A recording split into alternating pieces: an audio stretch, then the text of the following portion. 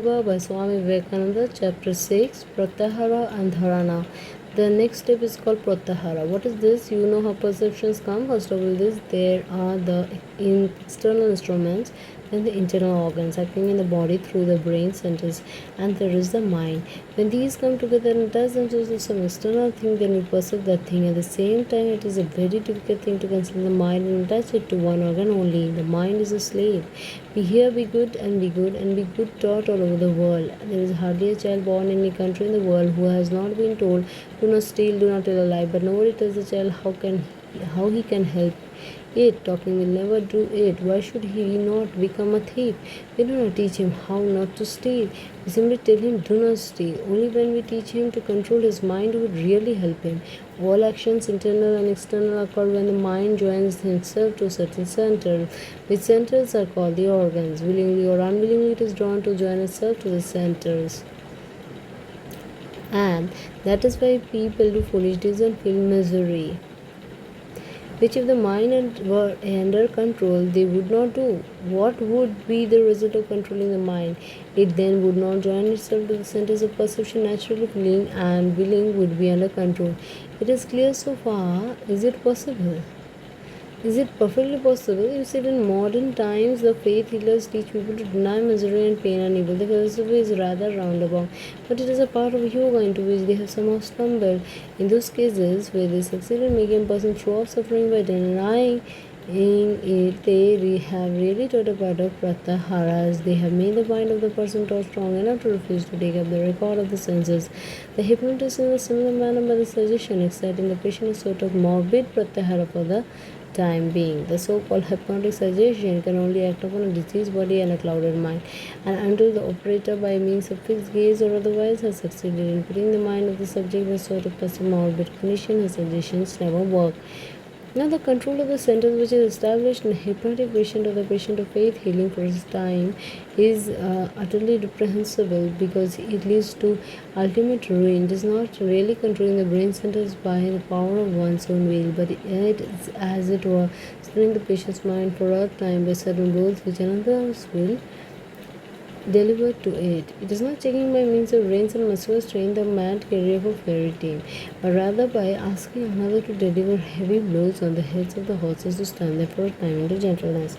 At each one of these processes, the man operated upon losses a part of his mental energies, and at last the mind instead of gaining the power of perfect control becomes a shapeless, powerless mass, and the only goal of the patient is the lunatic asylum.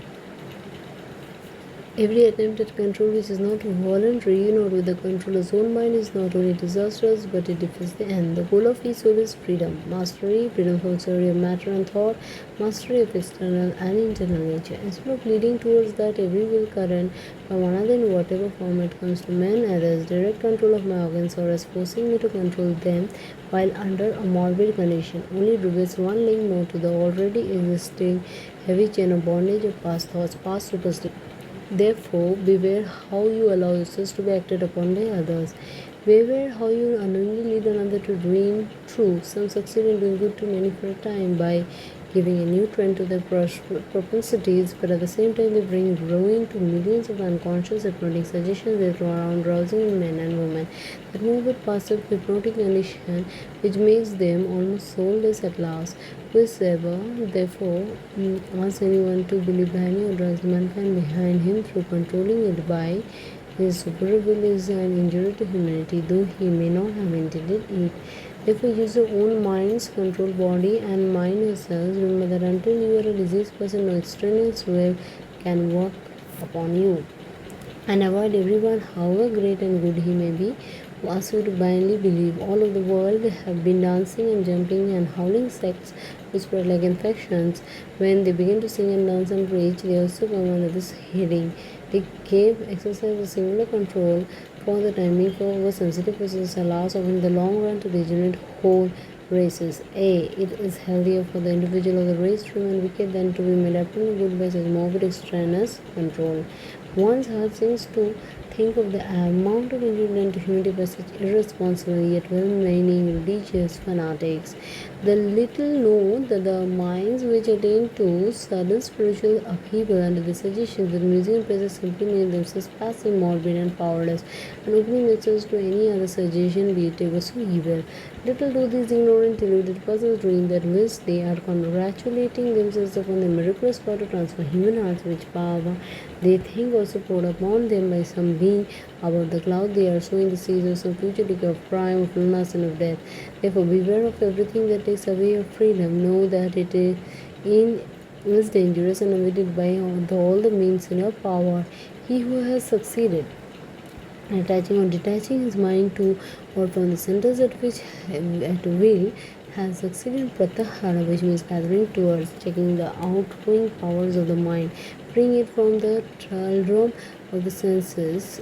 When we can do this by really possessing character, then alone shall we have made a long step towards freedom. Before that, we have mere machines. How hard it is to control the mind. Well, has it been compared to the mad monkey? There was a monkey, restless by his own nature, as all monkeys are. As if that 1 or 10 of someone made him drink freely or wine, so that he became still more restless. Then a scorpion stung him. When a man is stung by a scorpion, he jumps about for a whole day, so the poor monkey found his condition worse than ever. To complete his misery, a demon entered into him.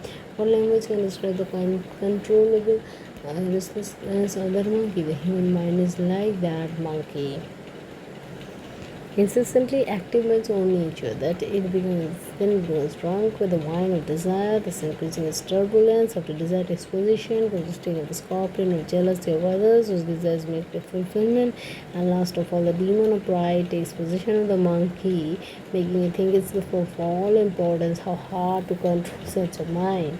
The first lesson, there is to sit for some time and let the mind run on. The mind is bubbling up all the time. It's like that monkey jumping about. Let the monkey jump as much as he can.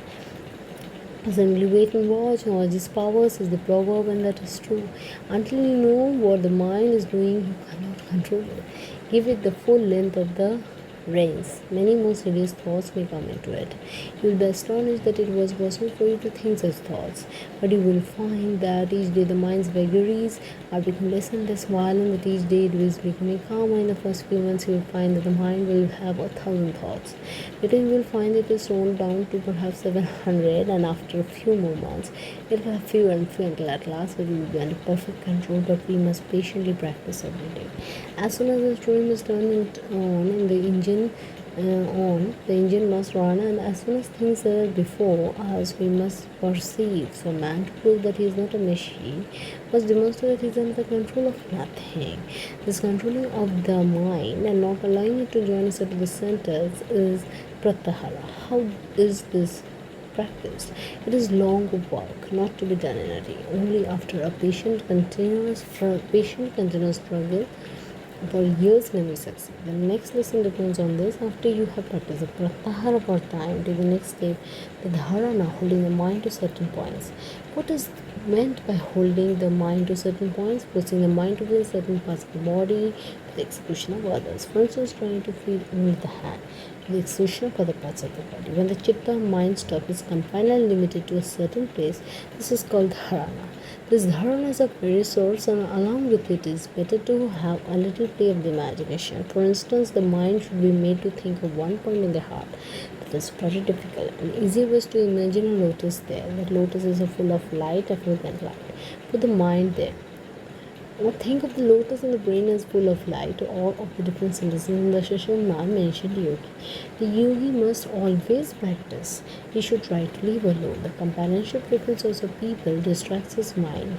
He should not speak much because speak distracts the mind, not work much because too much work distracts the mind. The mind cannot be controlled after a whole day's hard work.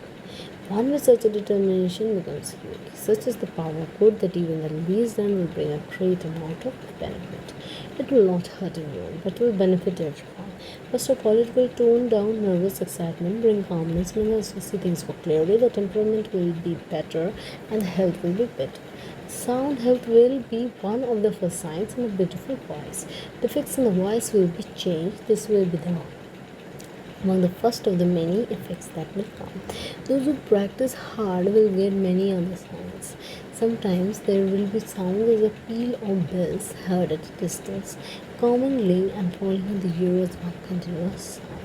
Sometimes things will be seen, little specks of light floating and becoming bigger and bigger, and when these things come, you know that you're progressing very fast.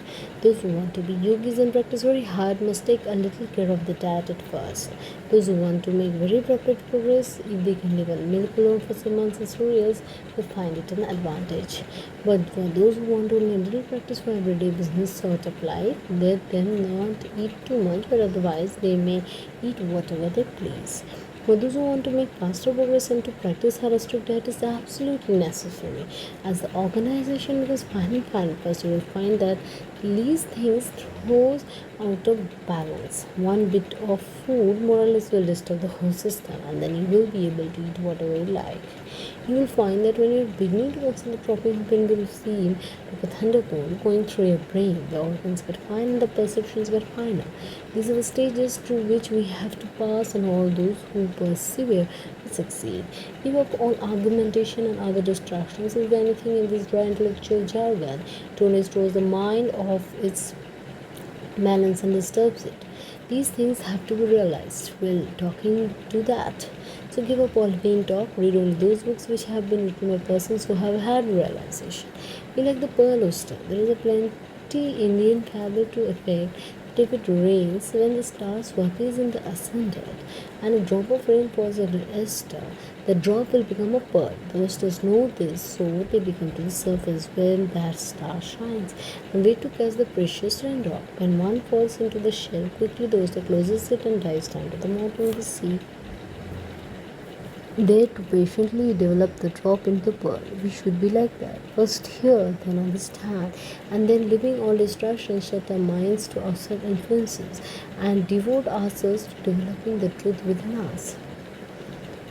There is the danger of frittering away our energies by taking up an idea only for its novelty and then giving it up for another that is new. Take one thing up and do it and see the end of it, and before you have seen the end, do not give it up. He who can become mad upon an idea, he alone will see light. Those that only take a nibble there and here will never attain anything. They may titillate their nerves for a moment, but there will be end. There will be slaves in the hands of nature, and it will never get beyond the senses.